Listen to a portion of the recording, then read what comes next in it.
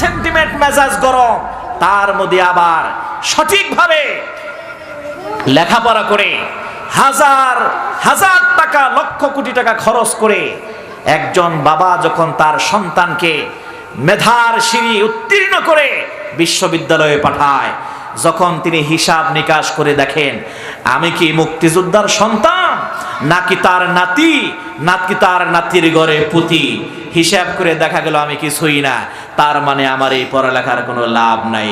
সর্বশেষ আন্দোলন, অধিকারের আন্দোলন, মেধার যোগ্যতার মূল্যায়নের আন্দোলন রাজপথে।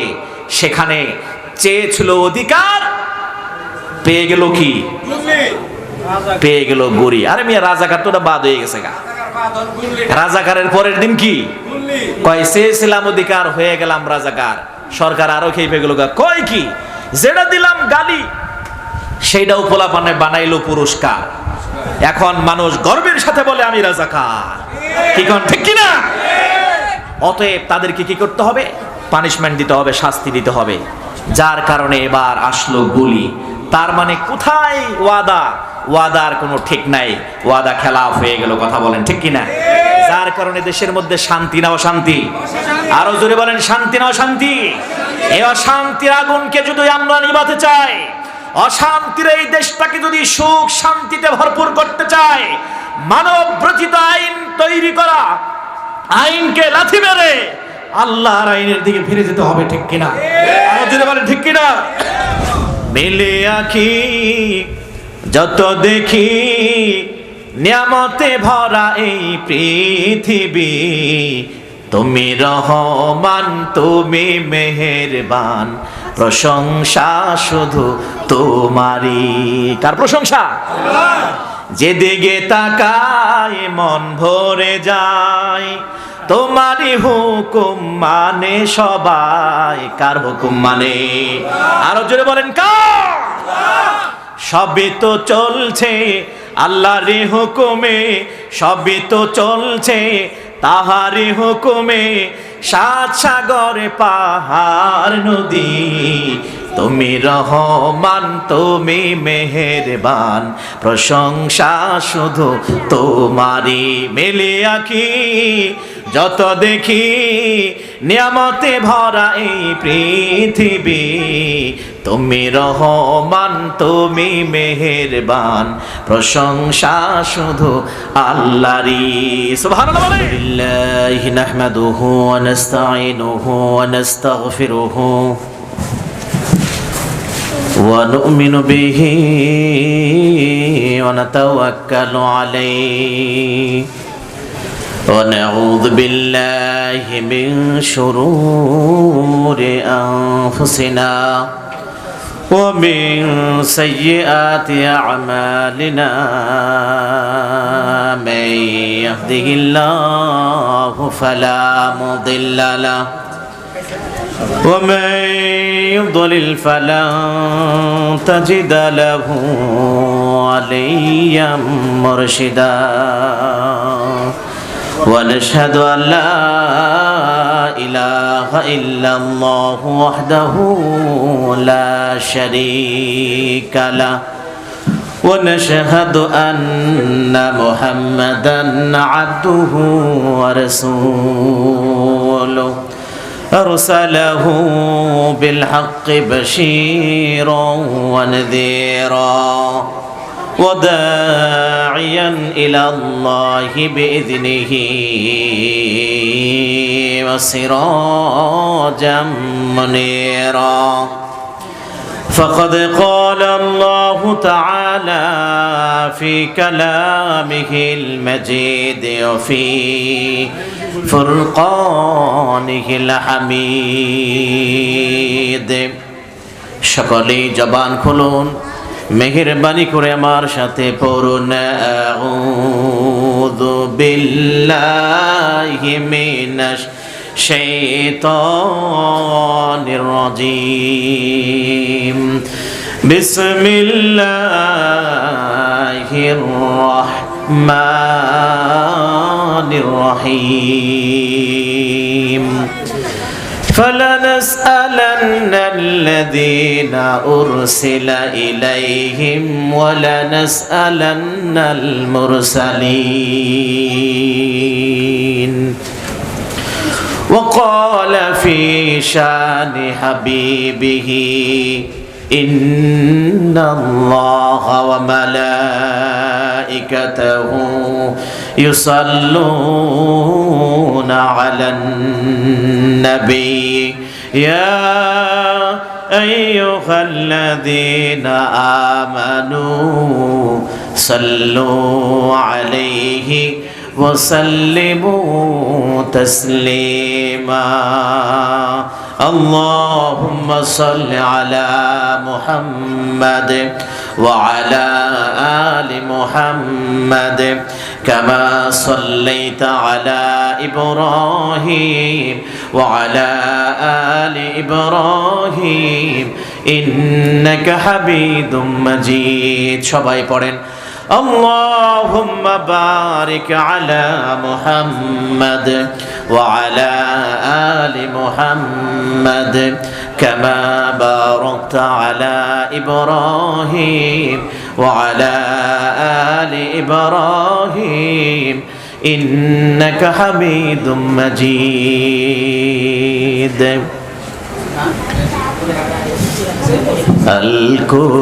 القرآنের কথা বলে যারা দিল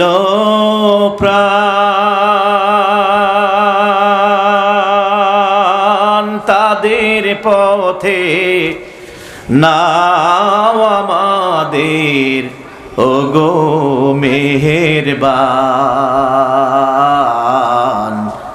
আমার আল্লাহ মেহেরবান চিৎকার করে বলি আমিন দিনের পথে কথা বলে আল্লাহর পথে কথা বলে যারা দিল প্রাণ তাদের পথে নাও আমাদের ওগো মেহেরবান আল্লাহ মেহেরবান কত মায়ের সন্তানেরা আজ গেল হারিয়ে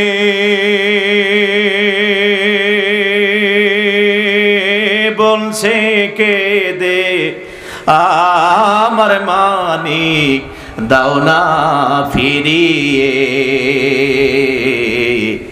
আল্লাহ দাও গো ফিরিয়ে কথা ঠিক না বেঠিক আরো চিৎকার করে বলেন কথা ঠিক না বেঠিক আজকে মেধাবী ছেলেরা তাদের মেধার যোগ্যতার মূল্যায়নের দাবি করতে গিয়ে বুকের মধ্যে গুলি খেয়ে তারা মারা যাচ্ছে কথা বলেন ঠিক কিনা তাদের মায়ের ডাক এবং ভাষাগুলো যেন এমনই কত মায়ের সন্তানেরা আজ গেল হারিয়ে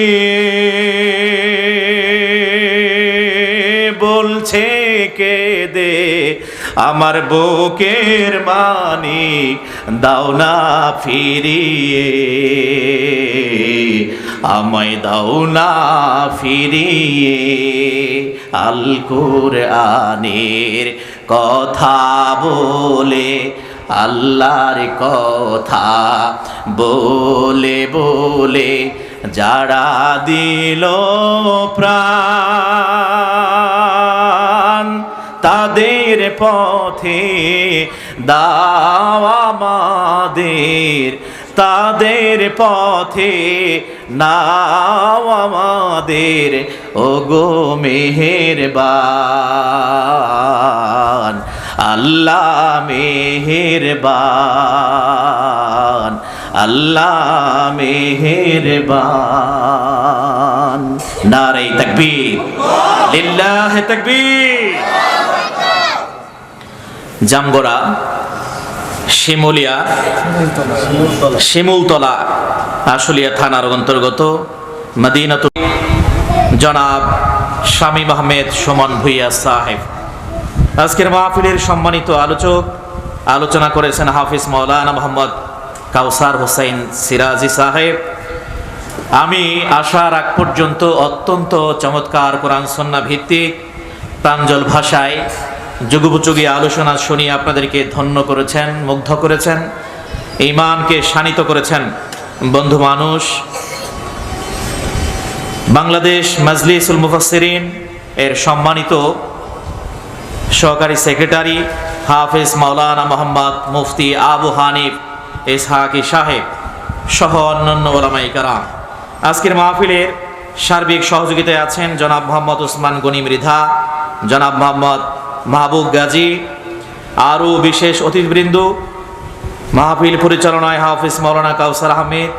বিশেষ করে আজকের এই পূর্ণাঙ্গ মাহফিলের ব্যবস্থাপনায় যিনি আছেন মদিনাতুল উলুম নুরানিয়া হাফিজিয়া মাদ্রাসার সম্মানিত পরিচালক জনাব হাফিজ হযরত মাওলানা মোহাম্মদ বেলায়েল হোসেন সাহেব সহ মঞ্চের সামনে উপবিষ্ট দিনদার ইমানদার মুসলমান ভাইরা, পর্দার আড়ালে অবলা সরলা সর্বোচ্চ সম্মানিতা মা ও বোনেরা, সকলকে নিয়ে এক যুগে একসাথে আমরা সেই রবের দরবারে প্রশংসা করছি যিনি আমাদেরকে এত সুন্দর একটি আয়োজনে সুস্থ শরীরে আসার এবং বসার জন্য তৌফিক দান করলেন, কবুল করলেন, মনোনীত করলেন, নির্বাচিত করলেন।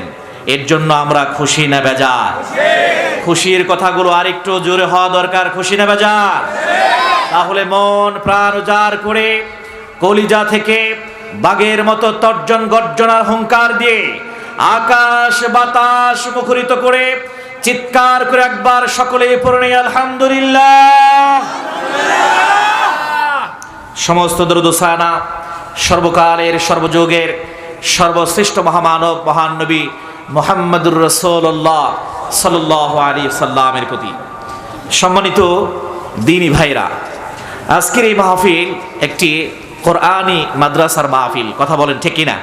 আমরা একটা কথা বিভিন্ন সময় মাদ্রাসার আলোচনা, মাদ্রাসার মাহফিল করতে গিয়ে আমরা শুনে থাকি, মসজিদকে আমরা আল্লাহর ঘর বলি। আল মসজিদু বাইতুল্লাহ, মসজিদ কার ঘর?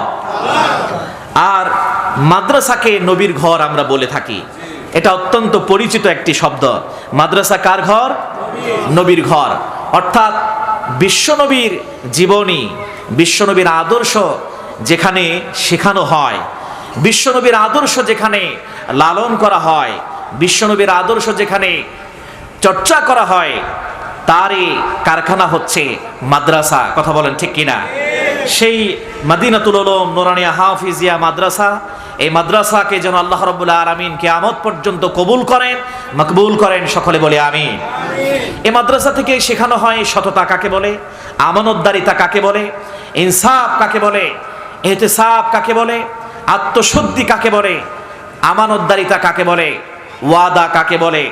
এই সব কিছু ভালো এবং মন্দ শেখানো হয় এই মাদ্রাসা থেকে। কথা বলেন ঠিক কিনা? আমার ভাইয়েরা, পৃথিবীতে অসংখ্য সততা, সত্য কথা, হক কথা আছে। তন্মধ্যে মৌলিকভাবে আমরা তিনটা জিনিসকে সত্য এবং হক হিসাবে আমরা জানতে পারি। এক নম্বরে হচ্ছে আল্লাহ রাব্বুল আলামিন গোটা দুনিয়ার সৃষ্টিকর্তা, গোটা দুনিয়ার রব, গোটা দুনিয়ার সব, সে আল্লাহ রব এবং সব হিসাবে আল্লাহ আমাদের একমাত্র রব। এটা সবচেয়ে সত্য কথা, ঠিক কিনা? এর চাইতে সত্য কথা আছে? এটি হক।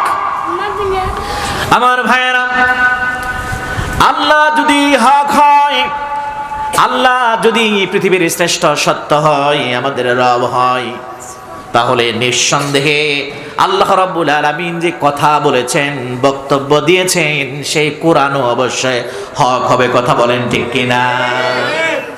এই জন্য বিশ্ব নবী বলেন, মান ক্বালা বিহি সাদাকা। কোরআন দিয়ে যারা কথা বলে, পৃথিবীর শ্রেষ্ঠ সত্য কথাই যেন তারা বলে। ওয়া মান হাকামা বিহি আদালা। কোরআন দিয়ে যারা বিচার ফায়সালা করে, তারা যেন পৃথিবীর শ্রেষ্ঠ বিচারটাই করে। সেই কোরআনের মাদ্রাসা, এটা হক। 3 নম্বরে আল্লাহ রাব্বুল আলামিন যে কথা বলেছেন, হক কথা, সত্য কথা, এটা গোটা পৃথিবীর কারো কাছেই নাজিল হয় নাই। একজন মানুষ, একজন নবীর উপর নাজিল হয়েছে, তিনি হলেন আমাদের নবী, দু জাহানের নবী, রহমতের কান্ডার, উম্মতের জন্য দু জাহানের রহমতের ভান্ডার, সাইয়্যিদুল মুরসালিন, খাতামান নবিয়্যিন, আশরাফুল আম্বিয়া, জনাবে মুহাম্মাদুর রাসূলুল্লাহ সাল্লাল্লাহু আলাইহি ওয়াসাল্লাম। সেই নবী সত্য এবং তার রেখে যাওয়া হাদিস সত্য। কথা বলেন ঠিক কিনা? আমার ভাইয়েরা, মৌলিকভাবে এই তিনটা সত্যকে যারা ধরে রাখবে, সত্যকে যারা জানবে এবং চিনবে এবং মানবে, আমল করবে, আল্লাহ রাব্বুল আলামিন কিয়ামতের ময়দানে, কঠিন হিসাবের দিনে, কঠিন বিচারের দিনে তাদেরকে গোপনে ডাক দিয়ে জীবনের ছোট বড় গোপনীয় গুনাহগুলো আল্লাহ মাফ করে, আল্লাহ রাব্বুল আলামিন আমলনামা ডান হাতে দিয়ে জীবনের সব কিছু মাফ করে দিয়ে আল্লাহ রাব্বুল আলামিন তাকে বলবেন, যা যা বান্দা, জীবনের সব গোপন গুনাহ গোপন রেখে আমি আল্লাহ মাফ করে তোকে জান্নাত দিয়ে দিলাম। এর চাইতে শ্রেষ্ঠ কথা, এর চাইতে সুখময়, সফল এবং শান্তির কথা কি হতে পারে? যেই দিন আল্লাহ বান্দার সব গুনাহকে মাফ করে দিয়ে দয়া করে মেহেরবানি করে আল্লাহ জান্নাতে যাওয়ার জন্য পারমিশন দিলেন। কথা বলেন ঠিক কিনা? সেই জান্নাতের আশাই তো আজকের আমাদের এই কষ্ট, আমাদের এই ক্লেশ, আমাদের এই ধৈর্য ধরে গরমের মধ্যে বসে থাকা। কথা বলেন ঠিক কিনা? অত্যন্ত চমৎকার আলোচনা করা হয়েছে। যতটুকু আলোচনা করা হয়েছে আমার ধারণা এর মধ্য থেকেই যদি আমরা সেভ করে হৃদয়ে গেঁথে নিয়ে আমরা যেতে পারি, এর মধ্য দিয়ে আমাদের আমল করে জান্নাতে যাওয়ার জন্য যথেষ্ট উসিলা হয়ে যেতে পারে। কথা বলেন ঠিক কিনা? তারপরেও নিয়মতান্ত্রিক ধারাবাহিকতায় আমি আপনাদের সামনে কিছু আলোচনা করব, ধৈর্যের শ্রুতি ঘটবে এমনটা করব না। অল্প সময়ের মধ্যে আমরা দোয়া এবং মুনাজাতের মাধ্যমে আমরা যার যার বাসায় চলে যাব ইনশাআল্লাহ। আমার ভাইয়েরা, এই মাদ্রাসা থেকে কোরআন শিক্ষা দেওয়া হয়, এই মাদ্রাসা থেকে হাদিস শিক্ষা দেওয়া হয়, এই মাদ্রাসা থেকে প্রভুর পরিচয় শিক্ষা দেওয়া হয়। কথা বলেন ঠিক কিনা? কুল হুয়াল্লাহু আহাদ পড়েন, কুল হুয়াল্লাহু আহাদ আল্লাহুস সামাদ লাম ইয়ালিদ ওয়া লাম ইউলাদ ওয়া লাম ইয়াকুল লাহু কুফুয়ান আহাদ। আল্লাহু আকবার বলেন। মৌলিকভাবে কোরআনে কয়টা সূরা আছে? 114টা। 114টা সূরার মাঝে সবচাইতে সহজ এবং ছোট্ট সূরা কোন সূরা? সূরাতুল ইখলাস, যেটাকে আমরা কুল হু আল্লাহর সূরা হিসেবে চিনি এবং জানি। আপনি অবাক হবেন, প্রত্যেকটা জিনিসেরই একটা পরিচয়, একটা পরিচিতি আছে না নাই? একজন এমপি, মন্ত্রী, রাজনীতিবিদ দেখবেন তার পরিচয় যখন, নেতার পরিচয় যখন পাতি নেতা দেয়, পাতি নেতা বুঝেন তো? নেতার সাথে যিনি থাকেন, আমার নেতা আসছেন, তিনি কে? নাম বলার আগে অন্তত 15-20টা লাইন বলে তারপরে নাম বলে। কথা বলেন ঠিক কিনা? তারপরেও শেষ হয় না, সময় স্বল্পতার কারণে বলতেছে আমার নেতার নাম, তার পদ পদবি এত আছে বলতে পারলাম না, দুঃখ প্রকাশ করছি, তিনি অমুক ইসলাম অমুক। কিন্তু আমার ভাইয়েরা, একজন মানুষের যদি ইমাম হতে পারে, বক্তা হতে পারে, সমাজের মাতবার হতে পারে, মাদ্রাসার শিক্ষক হতে পারে, স্যার হতে পারে, চিকিৎসক হতে পারে, কবিরাজ হতে পারে, সমাজসেবক হতে পারে, বাবা হতে পারে, মা হতে, ব্যবসায়ী হতে পারে, একজন লোক বিভিন্ন গুণে গুণান্বিত হতে পারে কি পারে না? যার কারণে বলা হয় অমুক লোকটার এত এত গুণাগুণ, এত এত বৈশিষ্ট্য, পদ এবং পদবি আছে। একজন মানুষের নাম বলতে যদি 5-7 মিনিট 10 মিনিট তার পরিচয় দিতে লাগে, গোটা দুনিয়ার সব, গোটা দুনিয়ার সৃষ্টির যিনি রব, আমার আপনার যিনি আল্লাহ, সে আল্লাহর গুণ, সে আল্লাহর শক্তি, সে আল্লাহর ক্ষমতা, সে আল্লাহর পরিচয় দেওয়ার জন্য কত কথা, কত লাইন, কত সময়ের প্রয়োজন হতে পারে, বলেন ঠিক কিনা? আল্লাহ রাব্বুল আলামিন বলেন, বান্দারে আমি আল্লাহর পরিচয় জানার জন্য, আমি আল্লাহর পরিচয় পাওয়ার জন্য, আমি আল্লাহর পরিচয় যদি তুমি জানতে চাও, গোটা কোরআন তোমাকে মুখস্থ করার প্রয়োজন নেই, গোটা কোরআন তোমাকে খোঁজার প্রয়োজন নেই, জানার দরকার নেই। 114টি ছোরার মাঝে ছোট্ট একটি ছোরা তুমি যদি খুঁজতে থাকো, আমি আল্লাহ রাব্বুল আলামিন এত বড় মহান রব, এত বড় মহান আল্লাহ, আমি আল্লাহ ছোট্ট একটি সূরাতুল ইখলাস, কুল হু আল্লাহর সূরার মধ্যে আমি আল্লাহর পরিচয় দিয়ে দিলাম রে বান্দা। আল্লাহ বলেন, কুল হু আল্লাহু আহাদ আল্লাহুস সামাদ লাম ইয়ালিদ ওয়া লাম ইউলাদ ওয়া লাম ইয়াকুল লাহু কুফুয়ান আহাদ। কুল হু আল্লাহু আহাদ, আমি আল্লাহ হলাম এমন, তুমি বলো আমি এক এবং অদ্বিতীয়। আল্লাহুস সামাদ, আমার পরিচয় আমি অমুখাপেক্ষী, আমি কারো মুখাপেক্ষী নই। লাম ইয়ালিদ ওয়া লাম ইউলাদ, আমি আল্লাহর পরিচয় হলো আমি কাউকে দুনিয়ার জমিনে জন্ম দেই নাই, আমি আল্লাহ কেউ জন্ম দেই নাই। আল্লাহু আকবার। সর্বশেষ আমার পরিচয়, ওয়ালাম ইয়াকুল লাহু কুফুয়ান আহাদ, আমি আল্লাহ এমন, আমি আল্লাহর সমকক্ষ, আমি আল্লাহর মতো সৃষ্টি জগতে দ্বিতীয় আর কেউ নাই। সুবহানাল্লাহ বলে, কি অসাধারণ কথা! 4টা লাইনে আল্লাহর পরিচয় বিস্তারিত দিয়ে দিলেন। আমি আল্লাহ কি? এক এবং অদ্বিতীয়। আল্লাহ কয়জন? জোরে বলেন, কয়জন? আমার ভাইয়েরা, আমরা সবাই আল্লাহর মুখাপেক্ষী নাকি আল্লাহ আমাদের মুখাপেক্ষী? এখানে যদি আমরা 5 ঘন্টা ওয়াজ শুনি, আল্লাহর সম্মান কি বাড়বে? জোরে বলেন, বাড়বে? সারা রাত যদি আমরা আল্লাহ আল্লাহ জিকির করি, এই জিকিরের মাধ্যমে কি আল্লাহর সম্মান কিছুটা বাড়বে? সারা রাত যদি আল্লাহর নাফরমানি করি, এর পরেও কি আল্লাহর সামান্যতম সম্মান কমবে? না না। আমরা বসা অবস্থায় আছি বর্তমানে, এমন লক্ষ কোটি ফেরেশতারা বসে বসে আল্লাহর তাসবিহ তাহলিল করে। সুবহানাল্লাহ বলেন।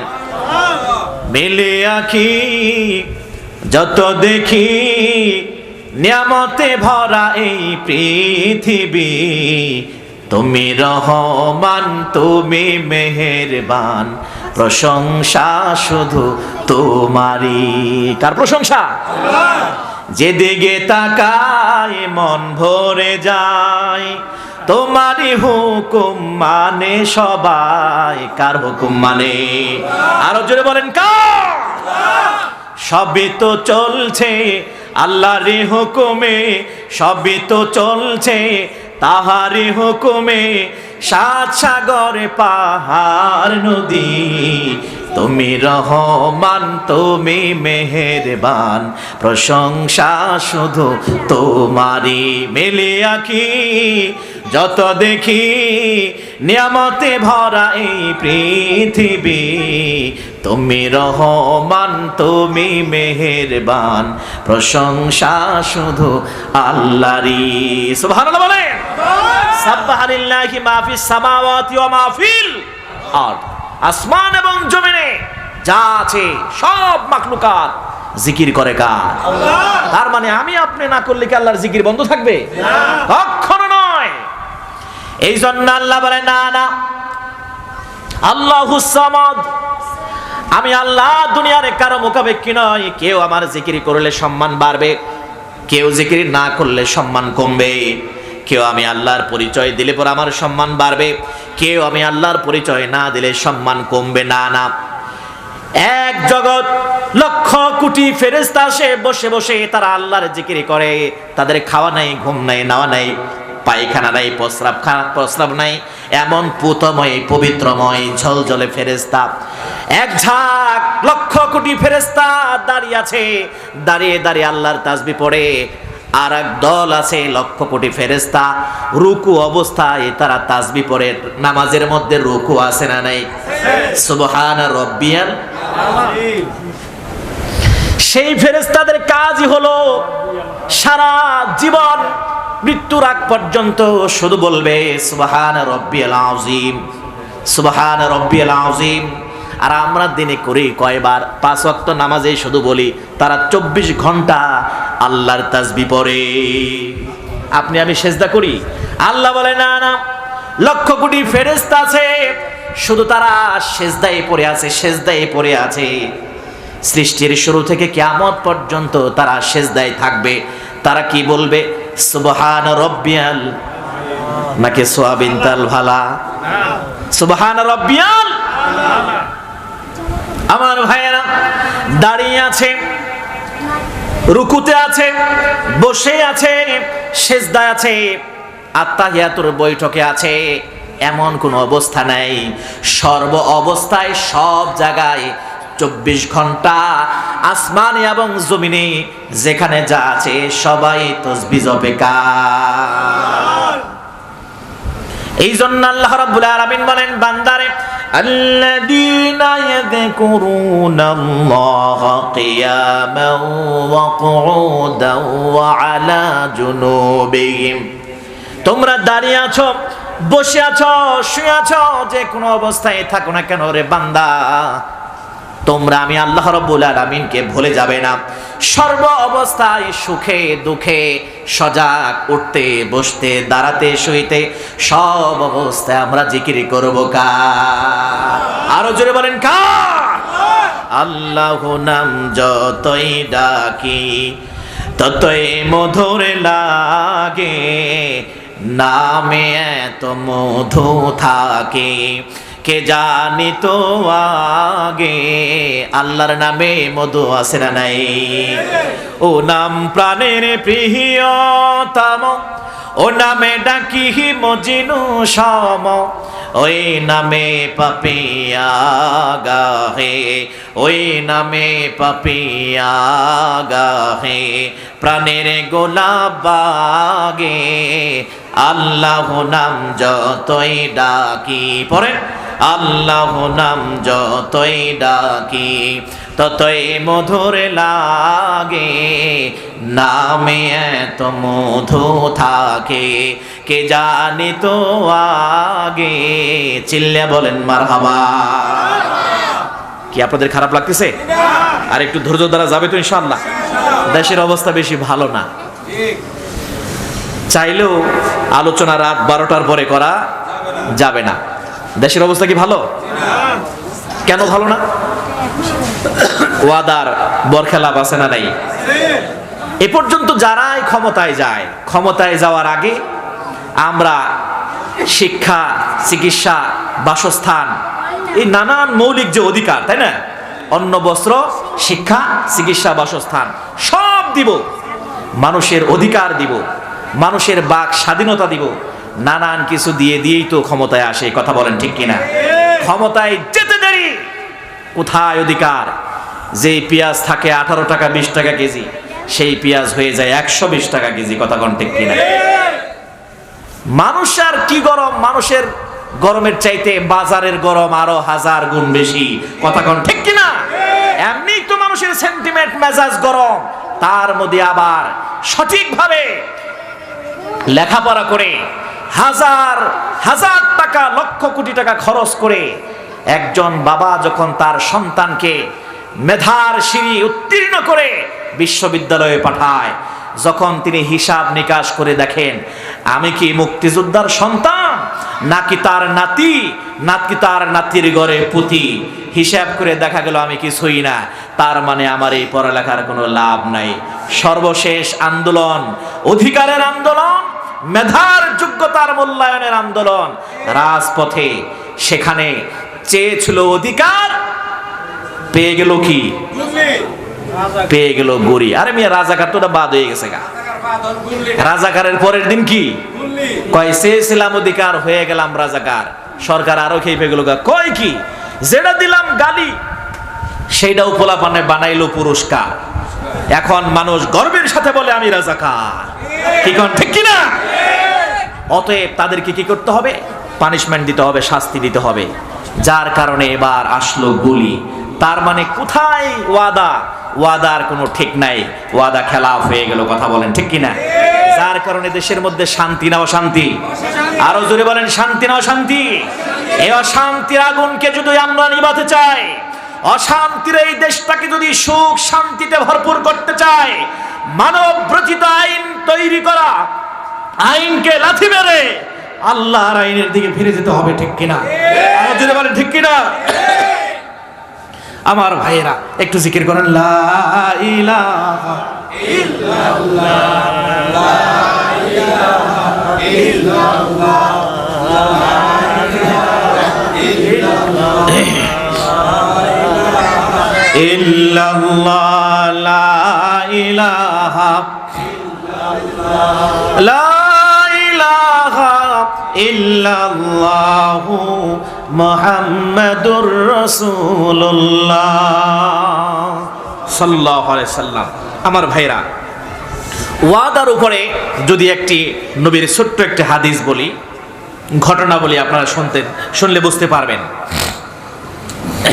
আল্লাহর নবী একদিন বাজারে গেছেন কিছু শাকসবজি বা অন্য কোনো জিনিস বিক্রির জন্য। আমার ভাইয়েরা, বিশ্বনবী বাজারে গেলেন, হঠাৎ করে তার সামনে একটি কাস্টমার এলো। ন্যায্য মূল্য তিনি বললেন। আল্লাহর নবী তার কাছে জিনিসটা বিক্রি করলেন।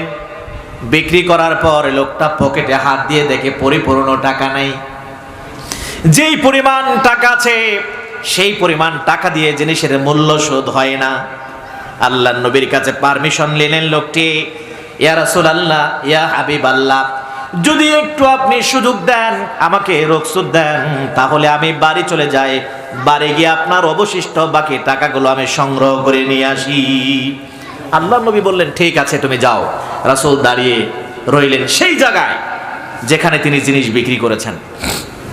ওয়াদা, রাসূলের কাছে ওয়াদা করেছেন, সেই বাজারে ক্রেতা। আল্লাহর নবী দাঁড়িয়ে আছেন, লোকটি বাড়ি চলে গেলেন। আমরা অনেক সময় ওয়াদা ইচ্ছাকৃতভাবে মানুষকে খেলাপ করি, টাকা এনে মানুষকে দিনের পর দিন ঘোরায়, এরকম লোক আছে না নাই? খবরই নাই। কিন্তু না না, বিষয়টা এমনটা নয়। আল্লাহর সেই বান্দা আল্লাহ নবীর কাছ থেকে যে জিনিসটা কিনে নিলেন, লোকটা বাড়ি চলে যাওয়ার পর একেবারে তার মাথায় থেকে জিনিসটা চলে গেল, স্মৃতি থেকে তিনি একেবারে বেমালুম ভুলে গেলেন। আল্লাহর নবীর কাছ থেকে তিনি যে জিনিসটা এনেছেন, বাকি টাকা তাকে পরিশোধ করার কথা, নবীর বাজারে দাঁড়িয়ে আছেন, এমন ভাবে ভুলে গেলেন। সেই দিন শুধু নয়, সেই দিন তার পরের দিন, তার পরের দিন, কয়দিন হলো? 3 দিন পর মনে হচ্ছে সর্বনাশ, আমি তো রাসূলের কাছ থেকে বাজারে এই কথা বলে আসছিলাম যে বাকি টাকা নবী আমি বাড়ি থেকে নিয়ে আসছি, রাসূল তো সেখানে দাঁড়িয়ে থাকার কথা। আমার ভাইয়েরা, 3 দিন পর লোকটা বাজারে চলে গেলেন। হয়তো বা আজকেও নবী বাজারে আসতে পারেন। ঘুরতে ঘুরতে খুঁজতে খুঁজতে চলে গেলেন সেই জায়গায়, যেই জায়গায় নবীর সাথে কেনা বেচা হয়েছে। আল্লাহর নবীর একেবারে কাছাকাছি চলে গেলেন। আশ্চর্য হয়ে গেলেন, যেই জায়গায় নবীকে যে অবস্থায় থাকতে দেখেছেন, যেই দিন নবীর কাছ থেকে জিনিস কেনাকাটা করেছেন, যেই পোশাক ছিল তার সেই পোশাকেই সেই জায়গায় অবস্থান করতেছেন। আল্লাহর নবীর সেই সাহাবী, আল্লাহর বান্দা সেখানে গিয়ে নবীকে বললেন, ইয়া রাসূলুল্লাহ, ইয়া হাবিবাল্লাহ, আমি তো একেবারে বেমালুম ভুলে গিয়েছি আপনার টাকা পরিশোধ করার কথা সাথে সাথেই, কিন্তু আমার আসতে দেরি হয়েছে। ভুলে যাওয়ার কারণে আমি 3 দিন পর আপনার কাছে এসেছি। আল্লাহর নবী শুধু একটি কথাই বললেন, ও আল্লাহর বান্দা শোনো, তুমি আমাকে বড্ড কষ্ট দিয়েছ। আজকে 3 দিন যাবত আমি তোমার ওয়াদা রক্ষা করার জন্য সেই জায়গায় দাঁড়িয়ে আছি। জোরে বলেন সুবহানাল্লাহ। 3 দিন পর্যন্ত নবী তার সাথে কথা দিয়েছেন যে তিনি আসবেন, তিনিও নবীর সাথে কথা দিয়েছেন, যার কারণে 3 দিন পর্যন্ত সেখানে দাঁড়িয়ে আছেন। ব্যবহারটা কি? তুমি আমাকে বড় কষ্টের মধ্যে ফেলে দিয়েছো যে আমি 3 দিন যাবত এখান থেকে যেতে পারছি না, তোমার কাছে আমি কথা দিয়েছি। সুবহানাল্লাহ। ওয়াদার যদি এরকম কোনো মূল্য থাকতো, তাহলে কি আমার দেশের মেধাবী যোগ্য সন্তানেরা পুলিশের গুলির আঘাতে তাদের প্রাণ এবং জীবন যেত? কখনো নয়। এগুলো আমাদেরকে বুঝতে হবে। আমার ভাইয়েরা, আজকের আলোচনার বিষয় হচ্ছে আমার আল ইহতিসাব।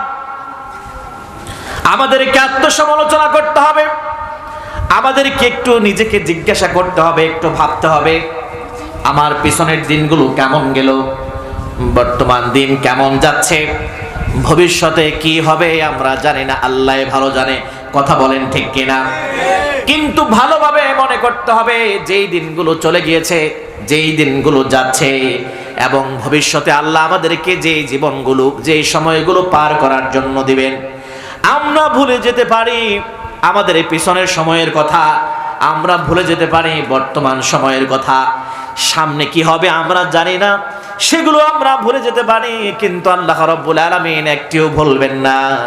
আল্লাহ রাব্বুল আলামিন আমাদেরকে আত্মসমালোচনার কথা বলেন, বান্দারে তোমাকে জিজ্ঞাসা করি, তুমি একটু ভাবো, আত্মসমালোচনা করো।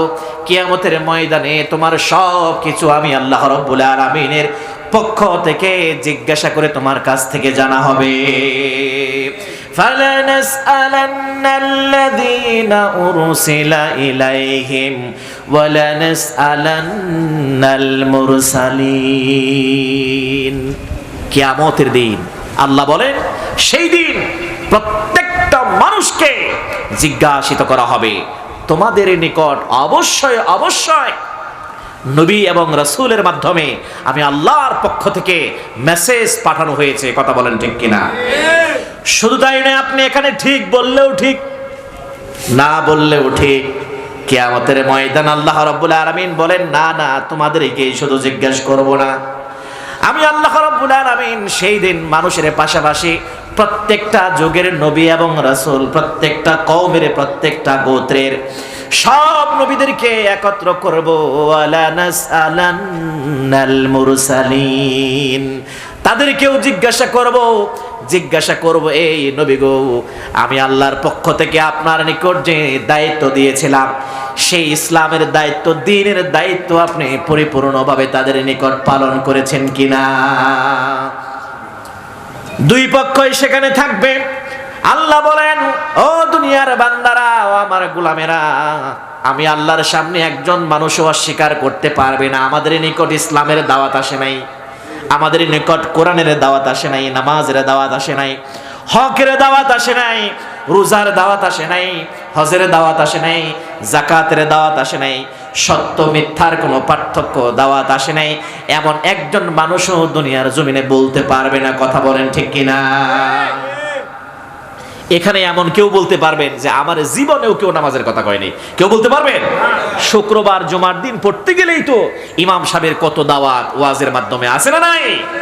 5 ওয়াক্ত নামাজ, হাইয়া আলাস সালাহ,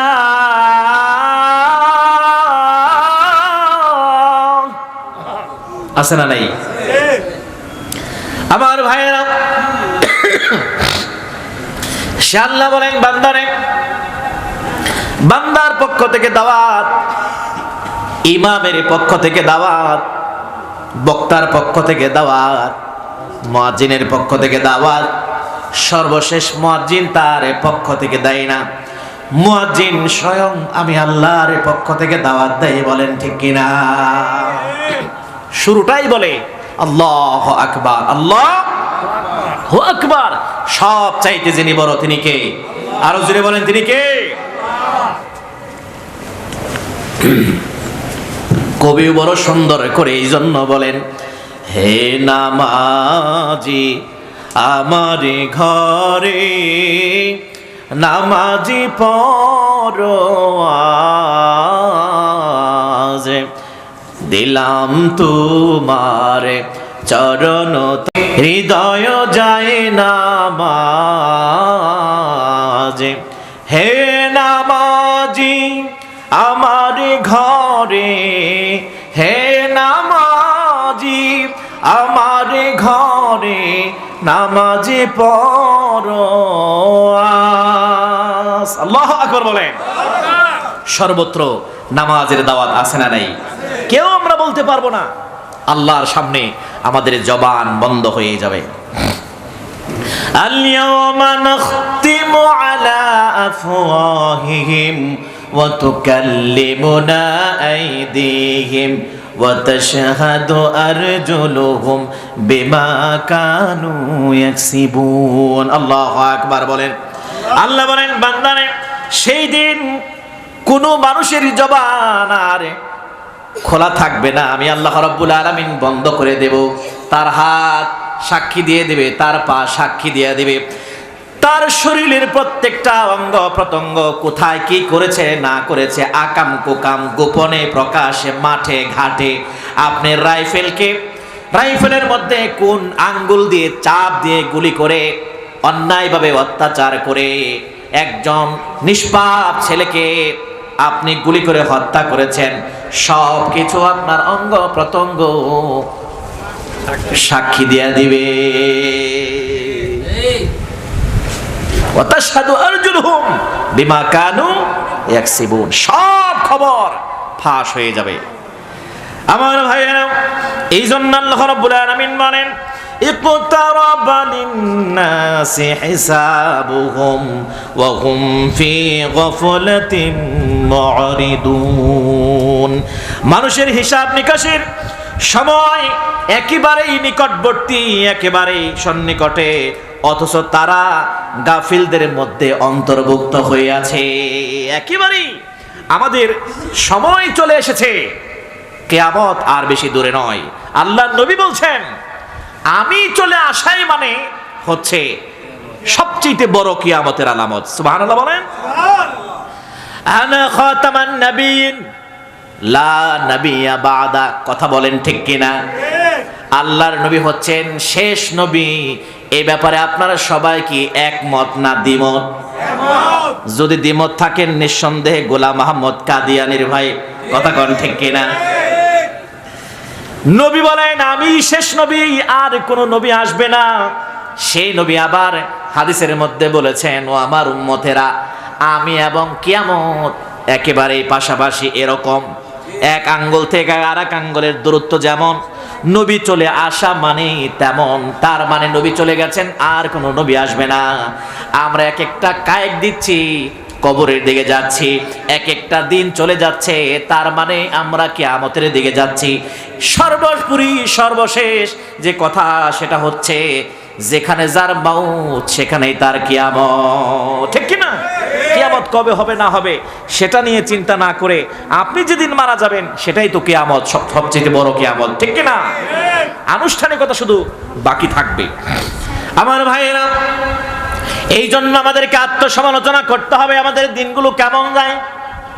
কিন্তু মনে হচ্ছে দেশ যত এগিয়ে যাচ্ছে, উন্নয়ন যত বেশি হচ্ছে, আমাদের জীবনযাত্রার মান যত উন্নত হচ্ছে, আকাম কুকামের কৌশল তত উন্নত হচ্ছে, ঠিক কিনা? আগে রাস্তায় নামলে সর্বোচ্চ পুলিশ মানুষকে লাঠি দিয়ে আঘাত করতো, কথা বলেন ঠিক কিনা? এখন কালারিং পানি, গরম পানি, এরপরে ঠাস ঠুস, টিয়ার শেল, কাঁদানি gas, rubber bullet, sound grenade, এরপরে সর্বশেষ তো গুলি আছেই, কথা কন ঠিক কিনা?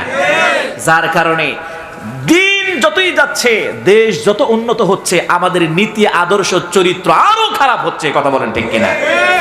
এক বেচারা নাকি কাফন সূরা ছিল। কি সূরা? কাফনের কাপড় সূরা। সে তার সন্তানদেরকে বলছে, শোনো, আমি পেশায় একজন চোর ছিলাম, কিন্তু এই সমাজে বহু ধরনের চোর আছে, কিন্তু আমি অত্যন্ত নিকৃষ্ট চোরা ছিলাম, যে একটা মানুষ মারা যাওয়ার পরে নতুন কিছু কাপড় দিয়ে তাকে দাফন কাফন করে, আমি সেই কাপড় পর্যন্ত চুরি করে তারপরে বিক্রি করছি। আমি এমন একজন কাপড় চোরা। অতএব তোমরা এমন কিছু কাজ করবা না যে তোমাদের কাজের কারণে আমাকে মানুষ খারাপ বলে, এমন কোনো কাজ করবা না। এমন কিছু কাজ করার চেষ্টা করবা যে অন্তত তোমাদের কাজের কারণে যেন অন্তত আমাকে মানুষ ভালো বলে, যে ওদের চাইতে তোর বাবাই ভালো ছিল। মাশাআল্লাহ। পরবর্তীতে মারা গেলেন, ছেলেরা চিন্তা ভাবনা করলো যে বাবার ওসিয়ত কিভাবে পালন করা যায়, আমাদেরকে এমন কাজ করতে হবে অন্তত যেন আমাদের কাজের কারণে বাবাকে মানুষ ভালো বলে। পেশায় যেহেতু বাবা ছিল একজন কাফন চোরা, তারাও ধারাবাহিকভাবে ওই ঐতিহ্যকে তারা রক্ষা করলো। বাবার মতো এই কাফনের কাপড় চুরি করা শুরু করলো।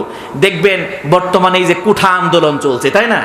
বাবা ছিল মুক্তিযোদ্ধা, এখন মুক্তিযোদ্ধার সন্তানও মুক্তিযোদ্ধা। কথা বলেন ঠিক কিনা? বাবা ছিল রাজাকার, সন্তানও নাকি চেতনায় রাজাকার। কথা ঠিক না বা ঠিক? সবই ঠিক। যাক, যার কারণে তো নাতি আর পুতি তারাই চাকরি পারবে, আর আপনারা আমরা শুধু খালি গার্মেন্টসে দৌড়াদৌড়ি করব। এখন সন্তানেরাও কি চুরি শুরু করলো? কাফনের কাপড় চুরি করলো। এক সন্তান বলে, না না, তাহলে তো বাবার অধিকার, বাবার ওসিয়ত রক্ষা হলো না। মানুষে বলবে, না না, ওর বাবাও কাফনের কাপড় চুরি করছে, ওরাও চুরি করছে, কেমন খারাপ। এক পর্যায়ে বাবার সন্তানেরা কাফনের কাপড় শুধু চুরি করে না, চিন্তা করলো বাবা তো লাশটা সসম্মানে কবরের মধ্যে রেখে দিত। সন্তানেরা বাবাকে ভালো করার জন্য, বাবার অন্তত ওসিয়ত রক্ষা করার জন্য চিন্তা করলেন এমন কিছু করতে হবে আমাদের চাইতে যেন বাবারে ভালো বলে। বাবা কাফনের কাপড় চুরি কইরা লাশ কবরে রেখে যেত, কিন্তু সন্তানগুলো বাবার কাফনের কাপড় চুরি করার পর লাশটা ল্যাংটা করে গাছের মধ্যে ঝুলিয়ে রাখতো। যারাই দেখতো তারাই জানে যে এটা কার কাজ? অমুক কাফন চোরার ছেলেদের কাজ। তখন তারা অনায়াসে বলতো যে অন্তত ওর বাবা তো ভালো ছিল, কারণ বাবা কাফনের কাপড় চুরি করলেও অন্তত লাশটা সসম্মানে কবরে রেখে যাইতো। কিন্তু তার সন্তানেরা এত খারাপ, কাফনের কাপড় চুরি করার পরেও শেষ না, লাশটাকে উলঙ্গ অবস্থায় গাছের মধ্যে ঝুলিয়ে তারপরে রাখতো। জোরে বলেন নাউজুবিল্লাহ। তার মানে ভালোর মধ্যেও কিছু, মন্দের মধ্যেও কিছু, খারাপের মধ্যেও কিছু ভালো আছে। কথা বলেন ঠিক কিনা? যেমন এক ছেলে রাস্তার মধ্যে দাঁড়িয়ে প্রস্রাব করে, ওর আর এক ভাই আছে সে শুধু দাঁড়িয়েই প্রস্রাব করে না, সে গাছে উল্টা দাঁড়িয়ে প্রস্রাব করে। দুইজনের মধ্যে ভালো কারা? এখন আমাদের দেশে যা শুরু হয়েছে, একটা হলো মন্দ আর একটা হলো মন্দের মন্দ। আছে না নাই? আমার ভাইয়েরা, বিগত দিনে যারা ছিল তারাও খুব একটা ভালো ছিল না, কিন্তু বর্তমানে যারা আছে তারাও ভালো নাই। কিন্তু দুই ভালো না থাকার মধ্যে পার্থক্য আছে না নাই? এক ভালো না, এক খারাপ। এমন অন্তত তারা যখন এদেশের ক্ষমতায় ছিল, আলেম ওলামারা অন্তত নামাজ রোজা দোয়া কালাম তাসবিহ তাহলিল কোরআন হাদিস দাওয়াত মাহফিল টাফিল করতে পারতো। কিন্তু এমন যুগে আমরা চলে আসলাম রে ভাই, পূজা পার্বণ করতে কোনো সমস্যা নাই, মন্দিরে কোনো সমস্যা নাই, গাজার আড্ডায় কোনো সমস্যা নাই, ফেন্সিলেটের আড্ডায় কোনো সমস্যা নাই। কোরআন এবং হাদিসের কিতাব নিয়ে যদি 12টা 1টা পর্যন্ত গবেষণার জন্য আপনি বসেন, পুলিশ যদি আপনাকে সার্চ করে পায়, থাপ্পা দিয়ে আপনার কোরআন হাদিস নিয়ে দেখবেন রাইফেল বোমা আপনার সামনে দিয়ে আপনাকে বিস্ফোরণ মামলায় ধরিয়ে দিবে, ঠিক কিনা? তার মানে বোঝা গেল এমন খারাপের মধ্যে আমরা আছি যে আমাদের ঈমান নিয়ে বর্তমানে চলাই বড় মুশকিল। আল্লাহর নবীজি বলছেন, ও আমার উম্মতেরা, এমন একটি সময় শিগগির তোমাদের মধ্যে আসবে, আমার উম্মতের মধ্যে আগুনটা হাতের মধ্যে রাখা সম্ভব হবে, সহজ হবে, তার চাইতে 1000 গুণ কঠিন হবে ঈমান নিয়ে ধোঁকা। কথা বলেন ঠিক কিনা? সেই সময় আমাদের সামনে আসছে টাকার লোভে, ক্ষমতার লোভে, বিভিন্ন লোভে মানুষ ঈমান বিক্রি করছে। কথা বলেন ঠিক কিনা? আপনাদের সকলকে আমি মোবারকবাদ জানাই, ধন্যবাদ জানাই। এমন পরিবেশ পরিস্থিতিকে উপেক্ষা করে আপনারা কোরআন সুন্নাহর আলোচনা শোনার জন্য আজকে মদিনাতুল উলুম নুরানিয়া হাফিজিয়া মাদ্রাসার এই মাহফিলে আপনারা এসেছেন।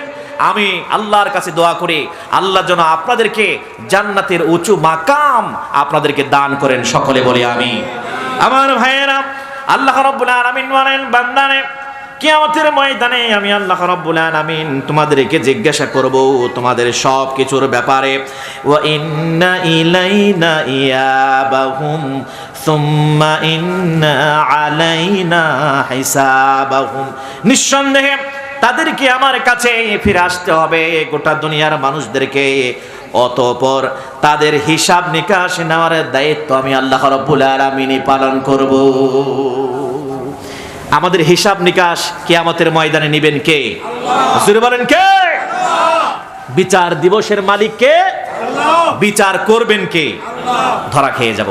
কি কোনো আপনার কি বলে কোনো হাদিয়া দিয়ে পার পাওয়া যাবে? ঘুষ দিয়ে পার পাওয়া যাবে?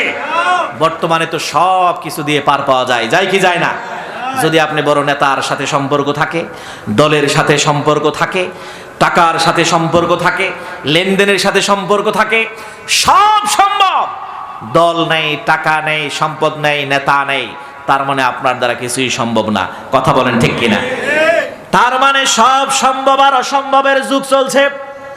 আল্লাহ রাব্বুল আলামিন বলেন, বান্দারে ওয়াল ওয়াজনু ইয়াওমা ইযিনিল হক ফামান সাকুলাত মাওয়াজিনুহু ফাউলাইকা হুমুল মুফলিহুন ওয়া মান খাফফাত মাওয়াজিনুহু ফাউলাইকা আল্লাযীনা খাসিরু আনফুসাহুম বিমা কানু বিআয়াতিনা ইয়াজলিমুন। আল্লাহু আকবার বলেন। আল্লাহ বলেন কিয়ামতের ময়দানে ওয়াল ওয়াজনু ইয়াওমা ইযিনিল হক, সেই দিন যে সঠিক ওজন দিব, সেই দিন যে আমি বিচার করব, সেটা অত্যন্ত হক এবং সত্য হবে, ন্যায় বিচার হবে। বর্তমানে তো আমরা ন্যায় বিচার পাই না। ন্যায় বিচার চাইতে গেলে হয়ে যায় রাজাকার, ন্যায় বিচার চাইতে গেলে হয়ে যায় আমরা নির্যাতিত, হয়ে যায় আমরা লাশ। আল্লাহ বলেন, বান্দারে কিয়ামতের ময়দানে আমি আল্লাহ সঠিক বিচার করব। যারা বললাম আর পাল্লাটা ভারী হয়ে যাবে, কিয়ামতের ময়দানে সে সফল হয়ে যাবে। যার আমলের পাল্লাটা হালকা হয়ে যাবে, কিয়ামতের ময়দানে সে বড় জুলুমের শিকার হবে। দুনিয়ার জমিনে যে কিতাব দিয়েছিলাম, সেই কিতাবের অনুসরণ না করার কারণে, বিধান না মানার কারণে, কিতাবের সাথে জুলুম করার কারণে আমি আল্লাহ কিয়ামতের ময়দানে তাকে জুলুমের শিকার করে দেব। আমাদের চোখের সামনে কোরআন আছে, কথা বলেন আছে না নাই? এই যে কোরআন, এই কোরআনের সাথে আমাদের অনেকেরই সম্পর্ক নাই। আমরা জানি 1971 সালে আমাদের দেশটা স্বাধীন হয়েছে। তখন থেকে আজ পর্যন্ত আমরা বিভিন্নভাবে আমরা ব্রিটিশদের শাসন দেখেছি, কথা বলেন ঠিক কিনা? আমরা পাকিস্তানের শাসন দেখেছি, আমরা বিএনপির শাসন দেখেছি, আমরা আওয়ামী লীগের শাসনও দেখতেছি, কথা কোন ঠিক কিনা? কিন্তু আমার আপনার কাছে একটি প্রশ্ন, যে আমাদের কি জীবনে এই আশাটা, এই স্বপ্নটা আমাদের জাগে না? সব কিছু আমরা দেখলাম, একটা জিনিস দেখলাম না, সেটা হলো আল্লাহর কোরআন দিয়ে, আল্লাহর শাসন দিয়ে আমাদের এই সমাজটা চললে কেমন হয়, এটা আমাদের দেখার স্বপ্ন এবং আশা আছে না নাই? আল্লাহ রাব্বুল আলামিন যেন এই স্বপ্ন বাস্তবে দেখার তৌফিক দান করেন। সকলে বলে আমিন। আরো চিৎকার করে পড়ি আমিন। মৃত্যুর আগ পর্যন্ত কোরআনের সাথে, মাদ্রাসার সাথে আল্লাহ যেন আমাদেরকে লেগে থেকে ঈমানের সাথে মৃত্যুবরণ করার তৌফিক দান করেন। এই আশা, এই প্রত্যাশায় আল্লাহর কাছ থেকে আমরা করে আজকের এই মাহফিলের এই জায়গায় আমরা সমাপ্তি ঘোষণা করছি। আল্লাহ সবাইকে ভালো রাখুন, সুস্থ রাখুন, ঈমানের সাথে রাখুন। আল্লাহুম্মা আমিন। রব্বানা যালামনা আনফুসানা ওয়া ইল্লাম তাগফির লানা ওয়া তারহামনা লানাকুনান্না মিনাল খাসিরিন। ইয়া রাব্বুল আলামিন। বন্ধ করে দেখ, বন্ধ করে ওদেরকে বলে, ইয়া আল্লাহ আমাদের আজকের আমাদের জীবনকে তুমি ভরে দাও গো আল্লাহ। অকল্যাণ থেকে আমাদেরকে হেফাজত করো। সময় দিন, বুদ্ধি দিয়ে, টাকা দিয়ে, বিভিন্ন ভাবে মাদ্রাসা এই কোরআনকে যারা সহযোগিতা করে, পরকালের ময়দানে